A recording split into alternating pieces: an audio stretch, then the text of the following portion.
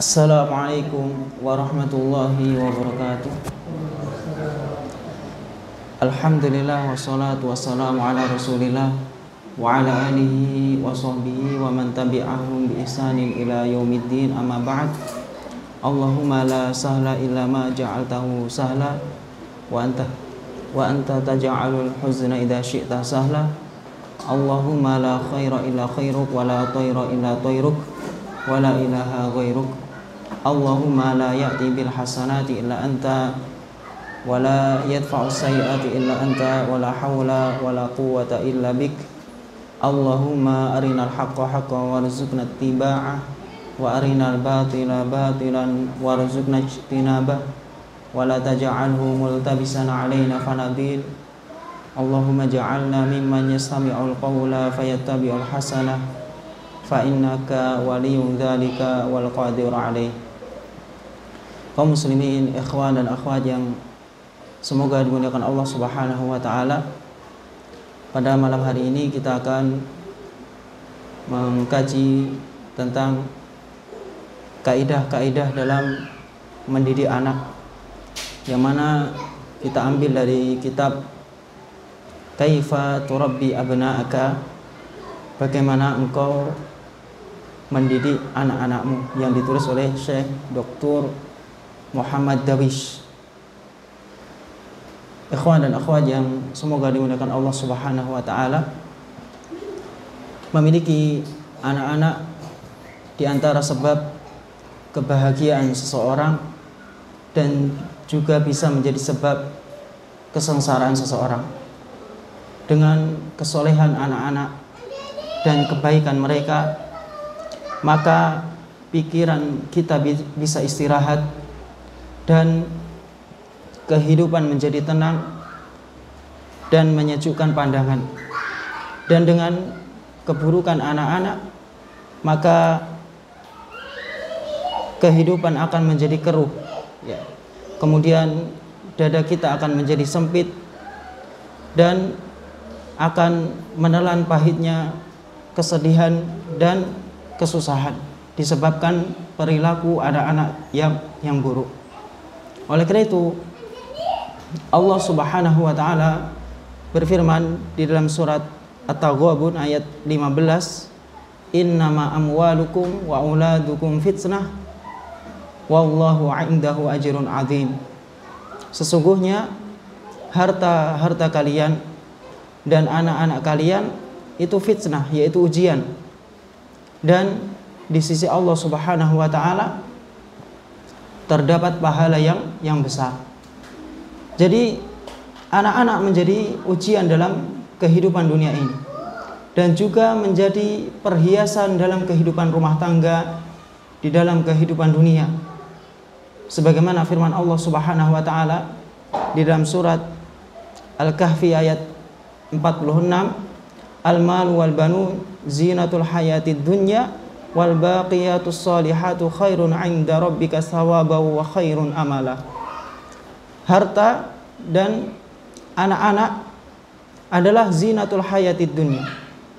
Allah katakan apa? Zinatul hayatid dunya, yaitu perhiasan kehidupan dunia, ya.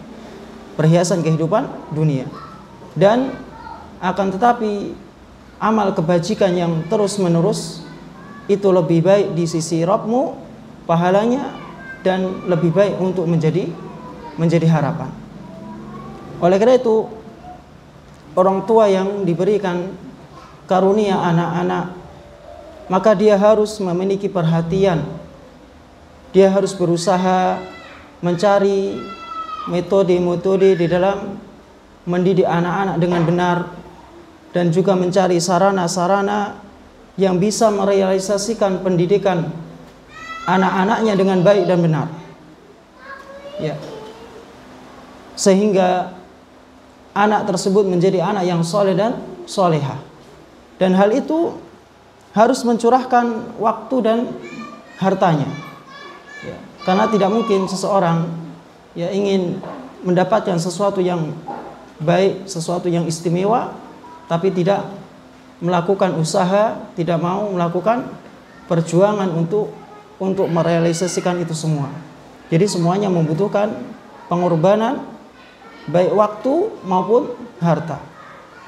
Ikhwan dan akhwat yang semoga dimuliakan Allah Subhanahu wa taala, jika orang tua memiliki hak atas anak-anaknya, maka orang tua juga memiliki tugas dan tanggung jawab terhadap anak-anaknya.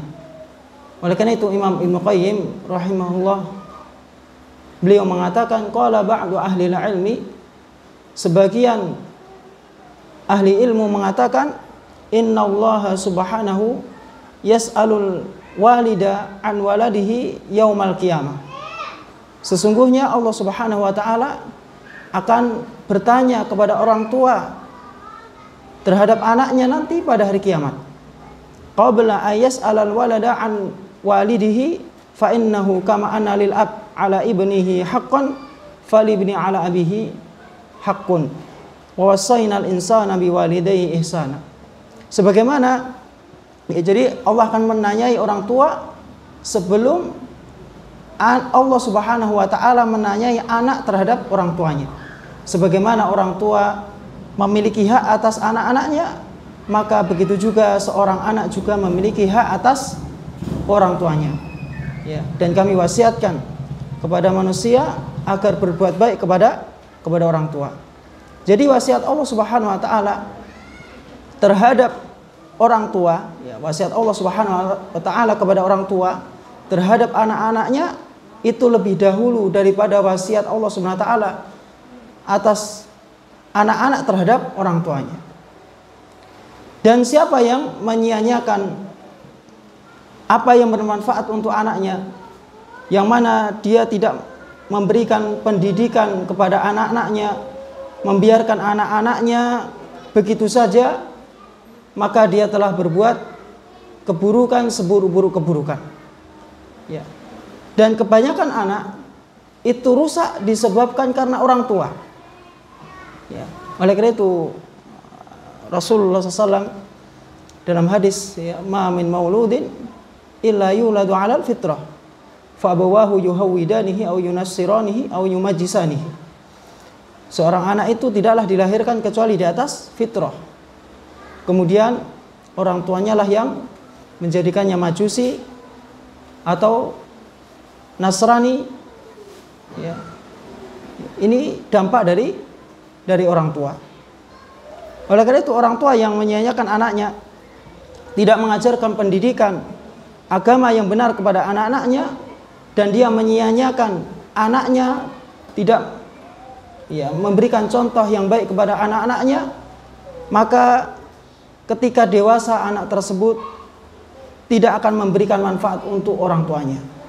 Bahkan ketika orang tuanya sudah meninggal dunia, anak tersebut, ya, tidak akan mengambil manfaat di masa hidupnya, ya, karena nggak ada kebaikan yang diajarkan orang tua kepada anaknya. Dan ini musibah, ya. Bagaimana orang tua, ya, tidak mendapatkan manfaat dari anaknya ketika sudah meninggal dunia, padahal dia bekerja, ya, membesarkan anaknya, tapi ternyata ketika anaknya, ya, besar, kemudian orang tuanya meninggal dunia, anaknya tidak memberikan manfaat kepada orang tuanya.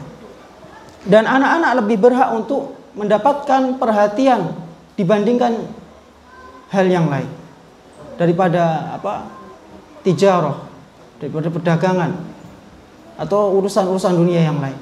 Anak lebih berhak untuk mendapatkan perhatian yang lebih. Yang masalah adalah, ya, beliau di sini mengatakan banyak dari orang tua yang tidak memberikan waktu atau tidak memiliki kesabaran ketika berinteraksi dengan anak-anak.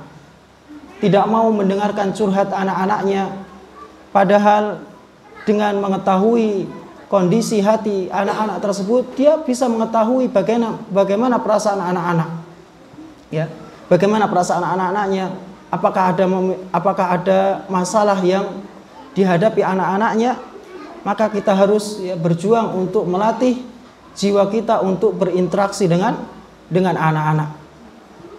Dan sebagian orang tua juga tidak memiliki kelemah lembutan atau kelenturan terhadap anak-anaknya. Dan hal ini dilakukan oleh sebagian orang tua dahulu. yang mana mereka tidak memiliki kelenturan, ya, tidak memiliki kelemah lembutan di dalam berinteraksi dengan anak-anak, ya, karena tidak ada tempat berlari, tidak ada tempat untuk mengadu bagi anak-anak kecuali orang tua. Jika orang tua tidak memberikan tempat yang nyaman untuk anak-anaknya, bagaimana anak tersebut mau dekat dengan orang tuanya? Ya. Terlebih kalau misalnya anak tersebut sudah benci dengan orang tua, dia akan jauh dengan orang tuanya, dan tentu anak akan mencari tempat yang nyaman untuk dirinya. Ya. Dan terlebih pada zaman sekarang ini, ya, banyak pintu-pintu keburukan yang terbuka di zaman ini. Kalau sekiranya anak kita lari dari kita, kemudian mereka dekat dengan orang-orang yang rusak, tentu anak kita akan menjadi rusak. Oleh karena itu, bagi orang tua, hendaklah dia memiliki kelemah lembutan di dalam berinteraksi dengan anak-anak. Kaum muslimin yang semoga dimuliakan Allah Subhanahu wa taala. Dan yang mengherankan, orang tua menerapkan metode percobaan di dalam mendidik anak-anak. Dia tidak mau mengambil faedah dari yang lain, tidak mau membaca buku-buku bagaimana cara mendidik anak-anak. Yang dia dapatkan hanya dari mbah-mbahnya dahulu. Bagaimana mbahnya dulu mendidik anak, itulah yang dia terapkan. Padahal ini tidak bisa, ya. Dia harus mengetahui ilmu tentang bagaimana cara mendidik anak-anak. Dalam urusan dunia saja, ya, seseorang ketika mau melakukan sebagian urusan dunia, dia harus mencari ilmu tentang hal itu. Seperti misalnya menanam tanaman, dia harus mengilmui bagaimana cara menanam tanaman, bagaimana merawatnya, lalu bagaimana dengan anak-anak, yang mana hal itu lebih berharga daripada dunia. Dan banyak orang tua mengeluarkan celaan dan cacian kepada anaknya ketika anak tersebut melakukan keburukan atau perbuatan buruk. Dia cela anaknya, padahal orang tua tidak mengajarkan tentang pendidikan yang benar kepada anaknya. Dan seharusnya orang tua lebih mendapatkan celaan terlebih dahulu daripada anak tersebut. Jadi jangan sampai seseorang hanya menyalahkan anaknya, padahal orang tua sebelumnya tidak mengajarkan pendidikan yang baik kepada anak-anaknya. Atau dia lalai dalam menerapkan metode terbaik dalam mendidik anak. Dan karena sebab kelalaian orang tua, anak mendapatkan dampaknya. Dan kedua orang tua adalah sumber bagi anak-anak. Jika sumbernya itu manis, maka orang yang meminumnya pasti akan merasakan kelezatan, kenikmatan. Dan sebaliknya apabila sumbernya orang tua tersebut buruk, ya, maka orang yang meminumnya akan merasakan, ya, kepahitan, ya, tidak mendapatkan kelezatan ketika meminumnya. Oleh karena itu, ya, siapa yang ingin mendidik anak-anaknya, maka dia harus mendidik jiwanya terlebih dahulu sebelum mendidik anak-anaknya. Jadi ini prosesnya panjang, ya. Ketika seseorang sebelum membangun rumah tangga, dia harus mengilmui tentang bagaimana mendidik anak-anak. Ya. Ini harus dia ilmui sebelum mencari pendamping hidup. Ya. Oleh karena itu, hendaklah dia memulai dari dirinya sendiri. Dan Rasulullah SAW dalam hadisnya, beliau bersabda, "Innar rifqa la yakunu fi syai'in illa zanah, wa la yunza'u an syai'in illa syanah." Tidaklah kelemah lembutan itu diletakkan pada sesuatu kecuali akan menghiasinya. Jadi ketika mendidik anak-anak, itu harus ada kelemah lembutan di situ. Dan tidaklah dicabut dari sesuatu tersebut kecuali akan mengotorinya. Jadi kalau nggak ada kelemah lembutan dalam mendidik anak, nanti akan mengotori, ya, akan mengotori. dan bersungguh-sungguh dalam menerapkan kaidah-kaidah atau metode dalam mendidik anak. Ini harus benar-benar bersungguh-sungguh dalam menerapkannya. Karena jika tidak, maka ibarat seseorang yang memiliki benih yang bagus, tapi dia menanam di tanah yang tandus, kira-kira menghasilkan tidak? Ya, beliau di sini memberikan analogi yang seperti itu. Bagaimana anak akan menjadi baik jika kaidah-kaidah yang akan kita bahas nanti tidak diterapkan hanya sebagai wawasan, tentu tidak akan mendapatkan hasil.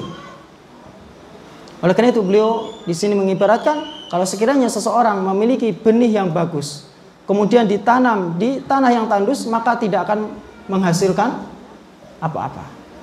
Dan mendidik anak itu sendiri, ya, sebenarnya itu mudah. Ya, sebenarnya mudah setelah izin dari Allah Subhanahu wa taala. Bahkan orang tua mampu melakukannya jika dia bersandar kepada Allah Subhanahu wa taala dan mengambil sebab-sebab yang membantu dalam mendidik anak-anak.